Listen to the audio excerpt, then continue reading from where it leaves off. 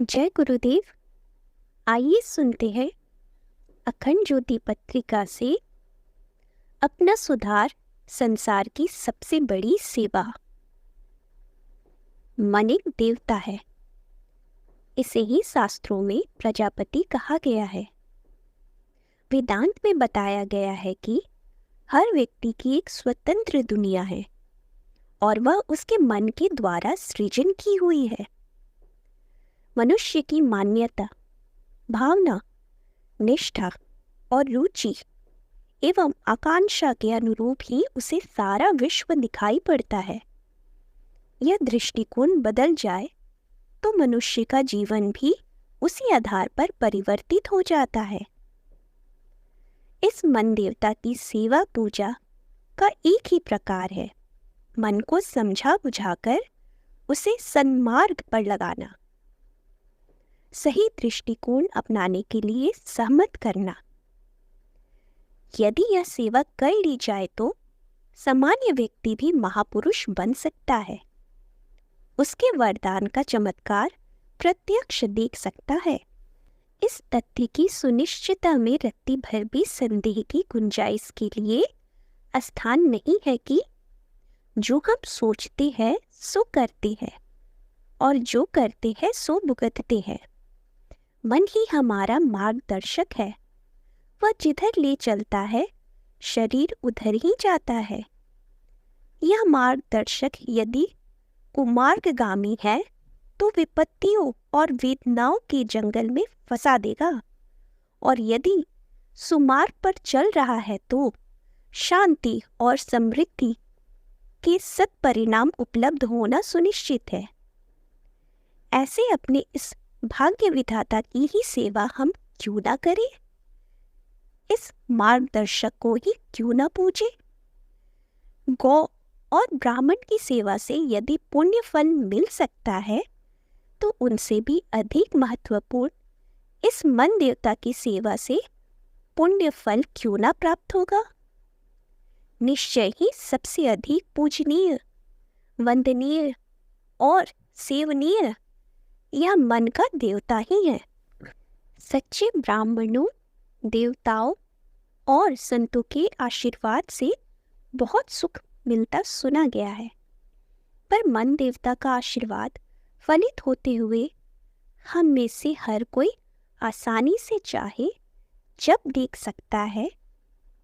यदि सेवा पूजा करके मन देवता को इस बात के लिए मना ले कि वह सच्ची भूख लगने पर पेट की आवश्यकता से केवल उपयोगी पदार्थों को ही मुख में जाने दिया करे, चटोरेपन की आदत को सर्वथा छोड़ दे, तो इतने मान लेने से आपकी बिगड़ी हुई पाचन क्रिया ठीक हो सकती है, शुद्ध रक्त बनना आरंभ हो सकता है, और जो कमजोरी तथा बीमारी निरंतर घेरे रहती है उनसे बहुत ही आसानी से छुटकारा मिल सकता है। शरीर स्वस्थ, सबल और सतेज हो सकता है, और जिस स्वास्थ्य के लिए तरसते रहना पड़ता है वह चिरस्थायी हो सकता है। यदि मन का देवता यह मान ले कि सृष्टि के समस्त जीव जिस प्रकार काम सेवन के संबंध में प्रकृति की मर्यादा का पालन करते हैं उसी प्रकार वह भी करे, तो इतनी मात्र उसकी स्वीकृति से आपका मुरझाया हुआ चेहरा कमल के फूल की तरह खिल उठेगा। जीवन रस बुरी तरह निचोड़ते रहने से पौरुष खोखला होता चला जाता है। उस बर्बादी को ना करने के लिए यदि मन सम्मत हो जाए तो आपके मस्तिष्क, शरीर, स्वभाव और कार्यकलापों में से ओज टपकने लगेगा। जैसे सिंह की हर क्रिया, हर चेष्टा उसके गौरव के अनुरूप होती है, वैसे ही ब्रह्मचर्य पालन करने से व बर्बादी से बचाया हुआ ब्रह्म तेज आपकी प्रत्येक चेष्टा में से प्रस्फुटित होने लगेगा। तब आप खोखले कागज के खिलौने नहीं, एक लौह पुरुष सिद्ध होंगे जिसकी आंखों में तेज, बुद्धि में प्रौढ़ता और क्रिया में प्रामाणिकता की छाप होगी। यह लाभ आपको बड़ी आसानी से मिल सकते हैं यदि आप मन के देवता को इंद्रियों का दुरुपयोग न करके आहार विहार को प्राकृतिक और नियमित रखने की एक छोटी सी बात पर सहमत कर ले। सेवा में बड़ी शक्ति है, उससे भगवान भी वश में हो सकते हैं। फिर मन देवता द्रवित क्यों ना होंगे? हर आदमी को लगता है कि वह काम में बहुत व्यस्त रहता है, उस पर जिम्मेदारियों का तथा परिश्रम का बहुत बोझ रहता है। पर सही बात ऐसी नहीं है। उसका कार्यक्रम अनियंत्रित, बेसिलसिले, अस्त व्यस्त ढंग का होता है, इसलिए थोड़ा काम भी बहुत भार डालता है। यदि हर काम समय विभाजन के अनुसार सिलसिले से ढंग और व्यवस्था के आधार पर बनाया जाए तो सब काम भी आसानी से हो सकते हैं। मानसिक भार से भी बचा जा सकता है और समय का एक बहुत बड़ा भाग उपयोगी कार्यों के लिए खाली भी मिल सकता है। हमारे अविकसित देश में तो लोग पढ़ने में ध्यान देना तो दूर, उसका महत्व समझने तक में असमर्थ हो गए हैं। पर जिनकी विवेक की आंखें खुली हुई है, वे जानते हैं कि इस संसार की प्रधान शक्ति ज्ञान है और वह ज्ञान कर बहुमूल्य रत्न भंडार पुस्तकों की तिजोरियों में भरा पड़ा है। इन तिजोरियों की उपेक्षा करके कोई व्यक्ति अपने अंतः प्रदेश को ना तो विकसित कर सकता है और ना उसे महान बना सकता है। अध्ययन एक वैसी ही आत्मिक आवश्यकता है जैसे शरीर के लिए भोजन। इसलिए मन देवता को राजी करना होगा कि दैनिक कार्यक्रम की व्यवस्था बनाकर वे कुछ समय बनावे और उसे अध्ययन के लिए नियत कर दे। नित्य का अध्ययन वैसा ही अनिवार्य बना दे जैसा कि शौच, स्नान, भोजन और शयन आवश्यक होता है। स्वास्थ्य और ज्ञान के बाद तीसरी विभूति है स्वभाव। इन तीन को मिलाकर ही पूर्ण व्यक्तित्व का निर्माण होता है। अपने सब कार्यों में व्यवस्था, नियमितता, सुंदरता, मनोयोग तथा जिम्मेदारी का रहना स्वभाव का प्रथम अंग है।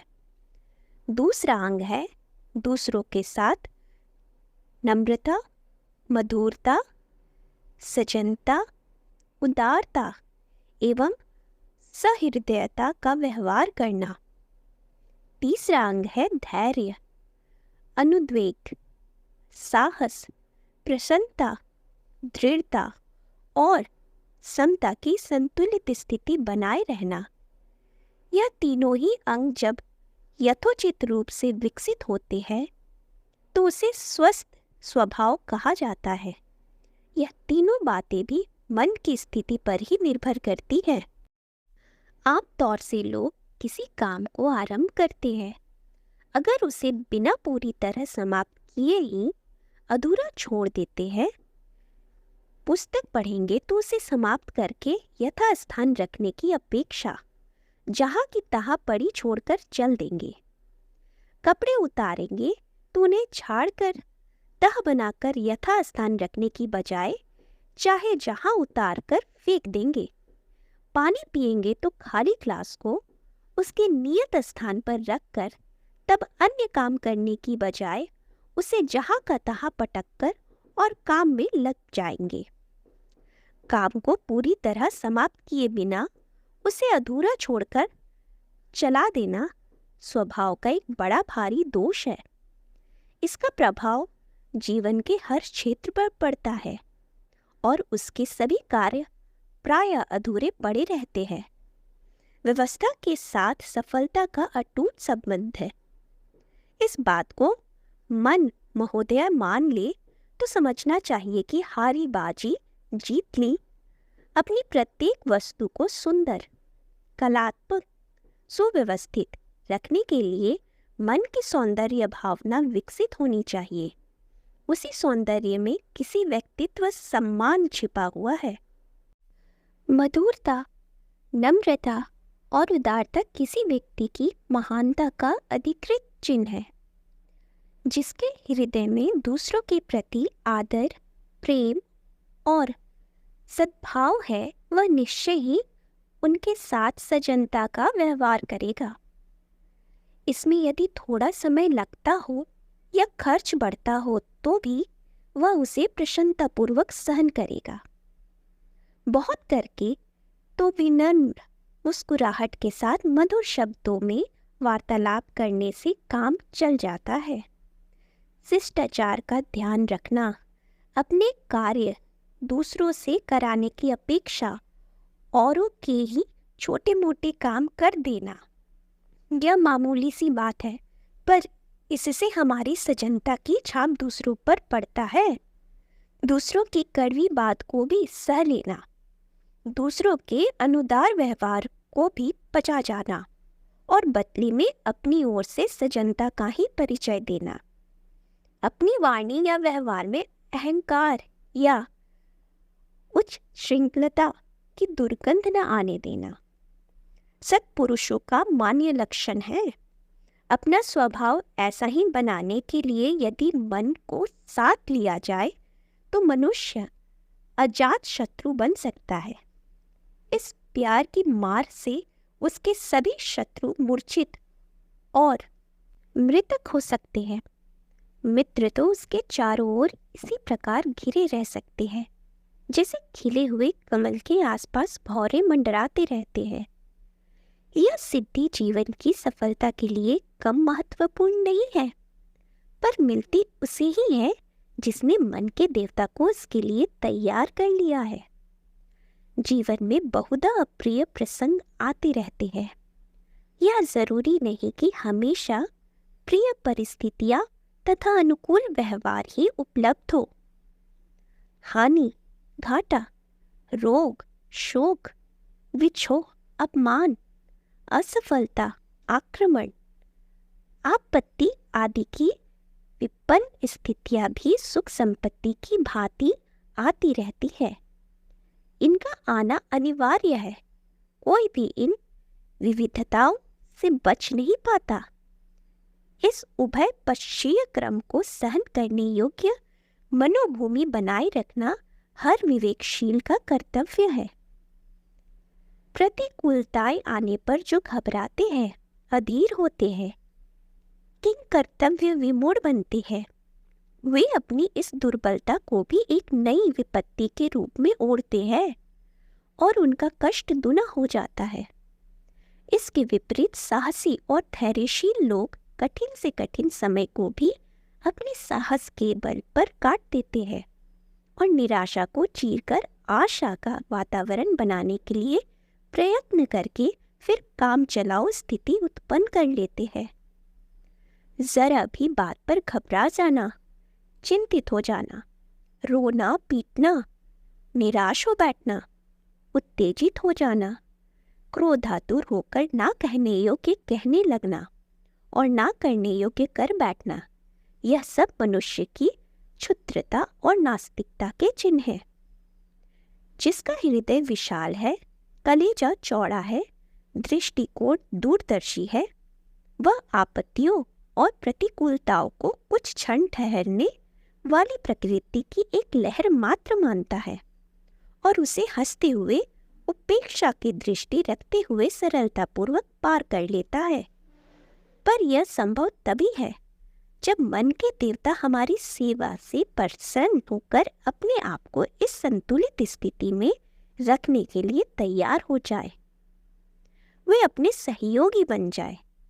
विरोध करना और सताना छोड़ दे तो अच्छा स्वभाव बनाने में देर ही कितनी लगेगी।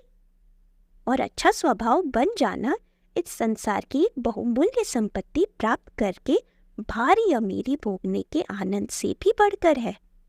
मन के देवता प्रसन्न होकर भौतिक जीवन को आनंदमय और सुसंपन्न बनाने के लिए हमें स्वास्थ्य, ज्ञान और स्वभाव की उत्कृष्टता प्रदान करते हैं। इन वरदानों को पाकर हमारे सांसारिक जीवन में धन, यश, प्रसन्नता, प्रफुल्लता, संतोष, उल्लास, प्रेम, सहयोग सभी कुछ मिलने लगता है। सफलता के द्वार हर दिशा में खुल जाते हैं। उपलब्धि, उन्नति एवं जीवन लक्ष्य की प्राप्ति भी मन के सदने पर ही अवलंबित है। सेवा का पुण्य फल प्राप्त करने के लिए हमें अवश्य ही प्रयत्नशील होना चाहिए। पर सेवा करे किसकी? सबसे प्रथम सेवा का अधिकारी, सबसे अधिक सत्पात्र, सबसे अधिक समीपवर्ती, संबद्ध एवं विश्वस्त अपना मन ही है। हमें इसी की ओर सबसे पहले अधिक ध्यान देना चाहिए। अखंड ज्योति, मई 1961, पृष्ठ 3। जय गुरुदेव।